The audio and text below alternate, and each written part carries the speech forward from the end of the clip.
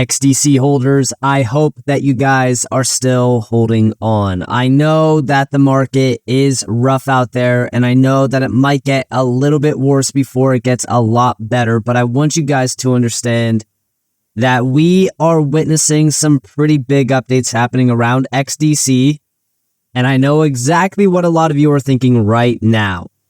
If we are seeing all these big updates, why are we crashing? Why is the market selling off? And well, I'm going to say the same exact thing that I say every single time that Bitcoin crashes. Bitcoin is in the driver's seat, but that won't last forever. And I want you guys to understand that everything that we have gone over about XDC for the last roughly 4 years now, that's still all true.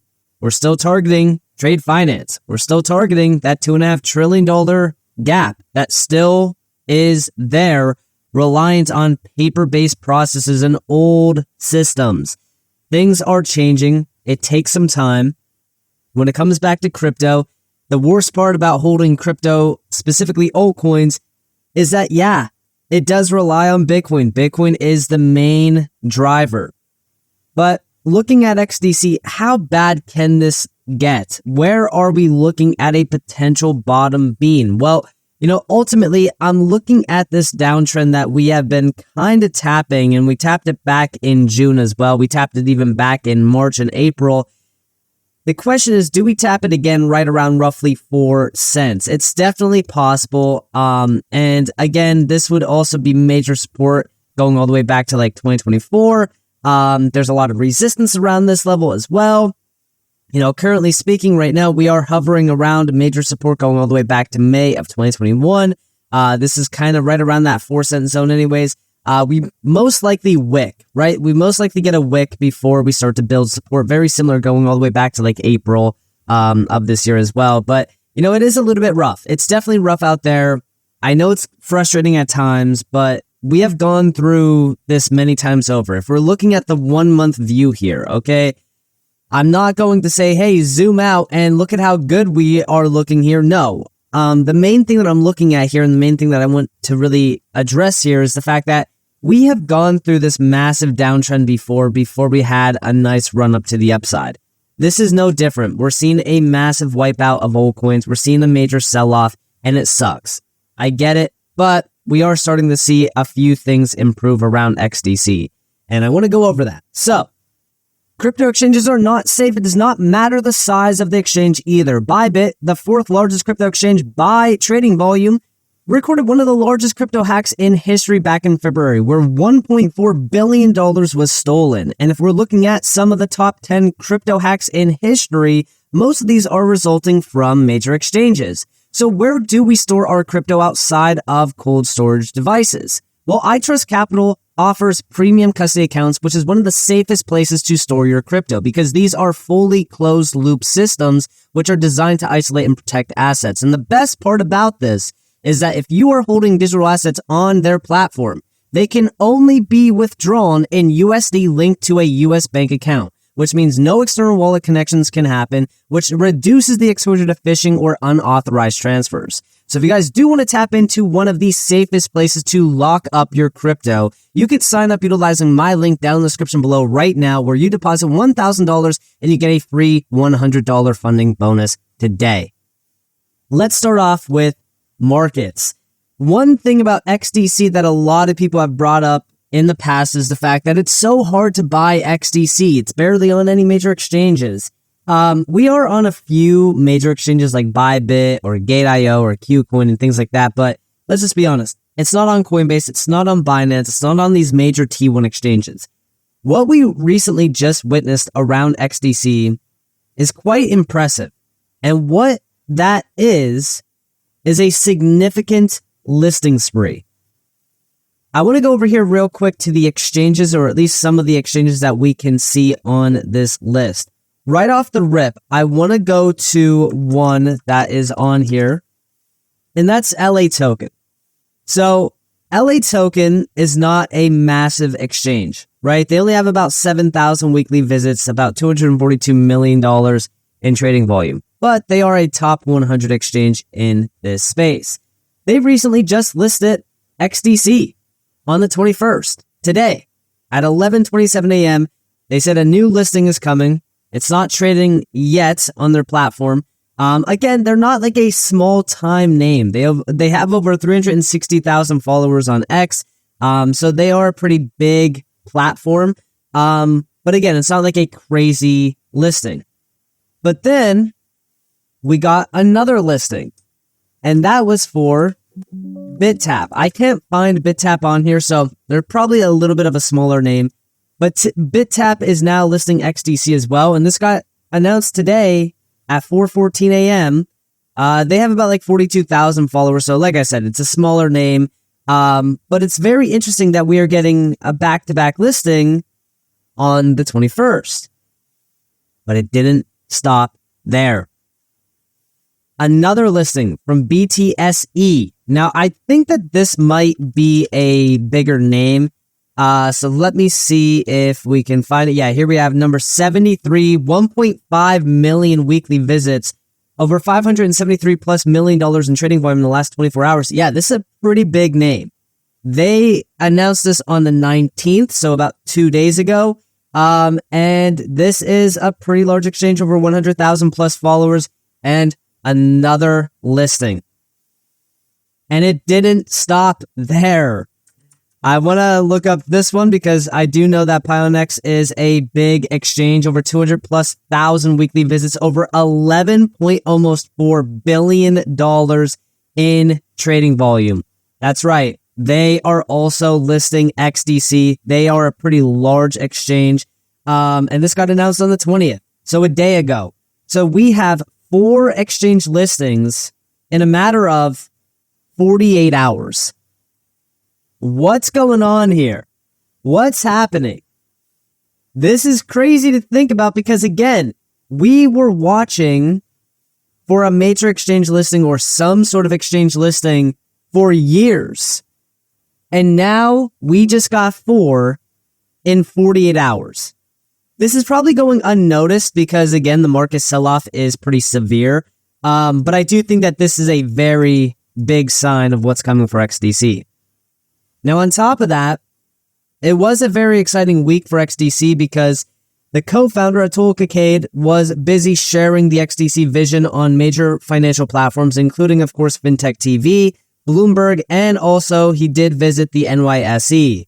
The future of tokenization, trade, and treasury is being built on the XDC network. So it seems as though marketing and exchange listings is the focus right now from XDC. It seems as though it's working as well because we are starting to see some pretty big updates. So I love to see this. This is incredible to see. And then also, by the way, we are starting to see some pretty big announcements from the tokenization cohort that got announced. I think it was like almost a year ago now.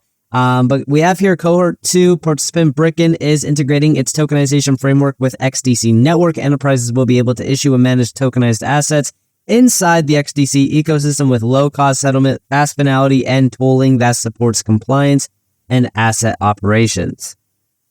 Now, on top of that, we got another announcement, and this one is a little bit bigger. We're pleased to announce that XDC Network is now officially a member of the Alternative Investment Management Association, IMA, the world's largest membership association for alternative investment managers. We look forward to working with the AMA org membership community, traditional asset managers, service providers, and digital asset innovators to help accelerate the shift into next generation alternative investment models. Now, we did get an update from the head of institution DeFi from XDC. This is Travis John. We have happy to share that XDC Network is now a member of AMA org, the global voice of alternative investment managers. The timing couldn't be better. AMA's latest research shows digital assets are moving firmly into the institutional mainstream. 55% of traditional hedge funds now have some exposure, up from 47% in 2024. 71% plan to increase it over the next year, and more than half, 52%, express interest in tokenized fund structures, with 1/3 actively exploring tokenization initiatives. Personally, I'm looking forward to contributing to AMA's digital assets working group and being at the table where standards, operating models, and best practices for tokenization, trade finance, payments, and RWAs are being shaped. and helping fellow members find the clarity and confidence to move forward with key mandates. And I think that this is so important to focus on. Like, as the market is selling off, it kind of feels as if we're just in this like never-ending downtrend, this never-ending sell-off that's just never going to stop. I mean, even if we think about XDC, right? XDC didn't make a new high since going all the way back to January. And I said this even about a few altcoins as well. So if we're thinking about this logically, XDC has been sideways and down only for over 308 days. Frustration is building, impatience is building, and, you know, again, negativity is there, and I get it, I understand it. But I also want to go back to what Travis is saying here, because, again, institutional players are moving in on this space in a big way, and they do not care about the short-term price action, because they know, and just studying the overall charts here and looking at where things are and looking at, you know, how things have worked in the past, they know that this is going to change. Like, this typical 4-year cycle and all this nonsense around Bitcoin, that's going to change. There's going to be a day where we no longer have to rely on Bitcoin doing its thing, or we don't care about Bitcoin dominance anymore. In fact, all we will care about is the utility side of things. And that's where I get very excited about XDC's origins, right? That's where we go and look at trade finance. And we already know from XDC Network, they recently put out, a post regarding this, and this is from Forbes. We have the modernization of global trade finance is accelerating, and the shift is far more structural than speculative. As institutions move towards tokenized credit instruments, invoices, and trade documents, the need for compliant, high-performance blockchain infrastructure becomes clear. This is where XDC Network continues to play a meaningful role. XDC Network's hybrid design, ISO 20022 plus MLETR alignment, native USD settlement, and sub-second finality support the end-to-end digitization of financial instruments, from issuance to cross-border settlement. A $2.5 trillion trade finance gap won't be solved by speed alone. It requires programmable, verifiable, regulation-ready systems built for global commerce. This evolution and XDC's role in it are captured in Forbes. And yeah, listen, when we think about what's happening here, okay, everything is starting to shift in crypto. And this article is kind of a little bit of a insight into that. It's easy to miss a structural shift when it happens in silence. No crash and, no end of the old guard proclamations, just a slow, methodical migration of the world's largest financial institutions, BlackRock, Fidelity, and State Street, onto blockchains. The headlines haven't caught up yet, but the infrastructure is already changing. What's taking shape beneath the surface is industrial-grade tokenization, real-world assets like trade documents, loans, and payment instruments rewritten as programmable, interoperable data. Nowhere is this transformation more visible or overdue than in trade finance, where a $2.5 trillion gap still relies on faxes, paper trails, and reconciliation workflows that haven't evolved since the 1970s. Capital routinely moves more slowly than the goods it finances. The system has long been too critical to fail and too complex to modernize until now.